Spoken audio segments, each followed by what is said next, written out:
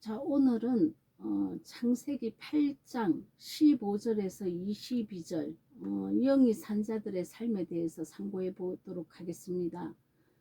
15절 하나님이 노아에게 말씀하여 가라사대 너는 내 아내와 내 아들들과 내 자부들로 더불어 방주에서 나오고 너와 함께한 모든 혈육 있는 생물 곧 새와 육축과 땅에 기는 모든 것을 다 이끌어내라. 이것들이 땅에서 생육하고 땅에서 번성하리라 하며, 자, 여기까지만 말씀을 봉독했습니다. 자, 예수님께서 죽으신 그 십자가는 정한 제물로 의로운 자가 죽어서 부정한 자가 살아나는 것입니다. 예수님의 죽음으로 죄인들이 살아나는 것이죠. 그래서 우리가 그 예수 그리스도를 통해서 내가 살았다는 것을 아는 사람은 날마다 자기 자신을 죽음의 자리로 내어 주어야 합니다. 로마서 12장에서는 우리를 너희 몸을 거룩한 산 제사로 드리라고 이렇게 말씀하고 있습니다. 이것이 영적 예배라고 말을 합니다. 그렇다면 우리는 예수님의 죽으심으로 내가 살았다는 것을 삶 속에서 늘 표현이 되고 표출이 되어야 한다는 것입니다.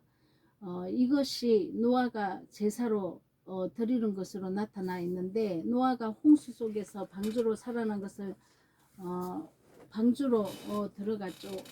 예수님 안으로 들어간 것입니다. 그래서 거룩한 산 제사로 날마다 이제 이 방주에서 나와서는 산 제사를 한 예배자의 삶을 살았는데, 우리도 그 신앙 고백의 삶이 노아와 같이 정결한 자의 죽음으로 부정한 자들이 살아난 것을 알려주는 일들을 해야 하는 것입니다. 예수님이 의로운 자로 정결한 자로 죽어서 부정한 우리가 살아난 것처럼 우리도 예수님 안에서 우리 자신이 죽고 부정한 자를 살려내는 그런 역할을 해야 된다는 것이죠. 자, 15절에서 17절에 하나님이 노아에게 말씀하여 가라사대 방주에서 나오고 모든 것을 다 이끌어내라. 자, 방주에서 이제 나오라고 합니다.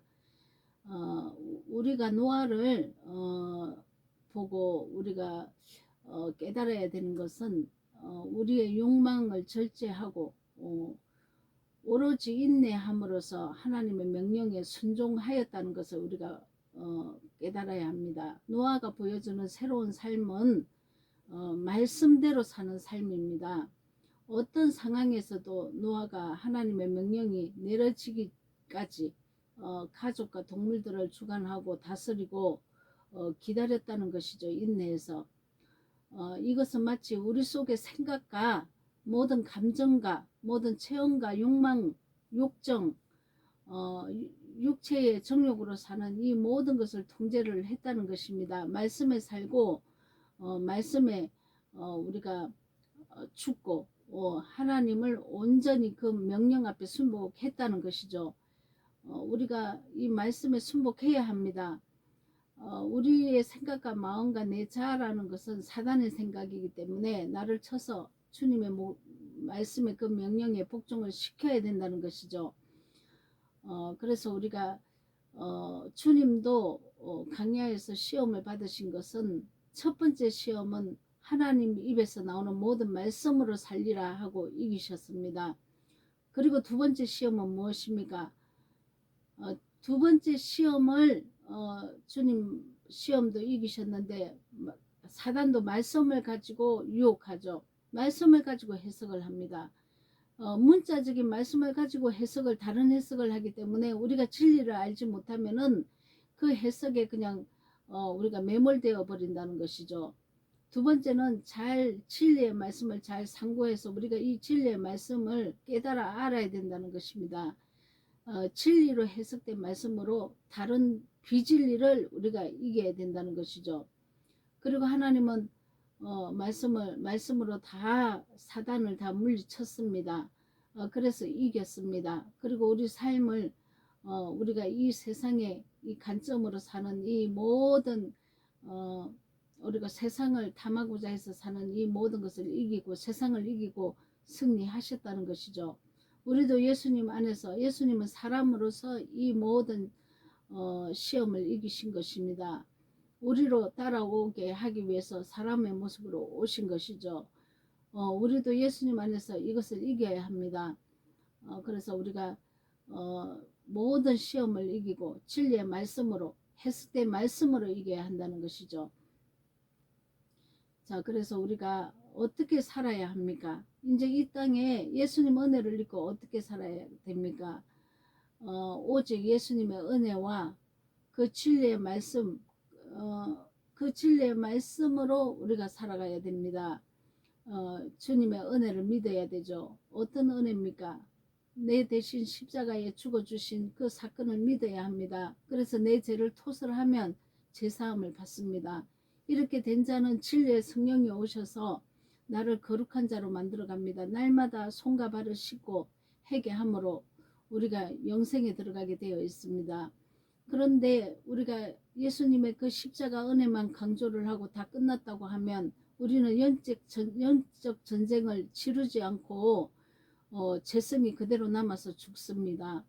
우리가 예수님의 십자가 은혜를 입어서 사단의 나라에서 하나님 나라로 옮겨졌으면 이제부터는 영적 전쟁으로 싸워서 예수님의 그 진리의 말씀과 함께 내가 순종함으로써 죄성을 이겨나가야 된다는 것이죠. 그래서 다 벗어버려야 합니다. 그래서 우리가 거룩하게 변해서 이른비 성령과 늦은비 성령에 대해서 알아야 합니다. 우리가 제사함을 입고 우리가 예수님 은혜를 받았으면 이제 이른비 성령, 우리를 말씀을 내려와서 우리를 계속 자라게 합니다. 그러나 늦은비 성령은 추수입니다. 늦은비 성령은 완전히 내 죄성을 다 벗어버릴 수 있도록 하나님은 성령과 불로 역사를 하신다는 것이죠. 이때는 나에게 조금의 어떤 죄성이 남아 있을지라도 하나님은 가만히 두지 않습니다. 완전히 벗어버릴 때까지 엄청난 환난과 공고와 핍박이 온다는 것이죠. 그래서 완전히 벗어버릴 때 거룩하게 변하게 되는 것입니다. 우리가 그래서 이 전쟁을 치르고 우리가 이 땅에서 이 인생이 다 끝나면 저 세상에서 더러운 죄악이 탈 게 없어. 그래서 천국 가는 것입니다. 그게 영생이라는 것이죠. 그러나 이 땅에서 죄악이 벗어버리지 않는다면 저 땅에서 타야 되기 때문에 불지옥에 들어가는 것입니다. 그래서 이 땅에 우리가 예수님을 믿고 은혜를 받았으면 반드시 진리의 성령이 나를 조명해야 됩니다. 죄가 무엇인지 의가 무엇인지 심판이 무엇인지 조명이 되어서 죄를 벗어버려야 된다는 것이죠. 그래서 거룩한 삶으로 거룩한 산 제사를 하나님께 올려드려야 한다는 것입니다. 성령의 인도함을 따라가야 합니다. 16절 보겠습니다. 너는 내 아내와 내 아들들과 내 자부들로 더불어 방주에서 나오고. 자, 그래서 우리는 혼자서 이 땅에서 거룩하게 변해서 천국에 들어가는 것이 아닙니다. 더불어서 함께 우리가 천국 들어가야 합니다. 그래서 우리는 다 변화를 받아서 하나님 말씀에 묶임이 되어서 우리가 하나님께 저 천성으로 인도함을 받아야 합니다. 예배소서 4장 3절에 보겠습니다. 성령에 하나 되게 하신 것을 힘써 지키라. 빌립보서 2장 13절에도 너희 안에서 행하시는 이는 하나님이시니 자기의 기쁘신 뜻을 위하여 너희로 소원을 두고 행하게 하시나니 모든 일을 원망과 시비가 없이 하라. 자, 성령을 따라서 충성하고 성령을 따라서 봉사하고 성령을 따라서 모든 일을 해야 합니다.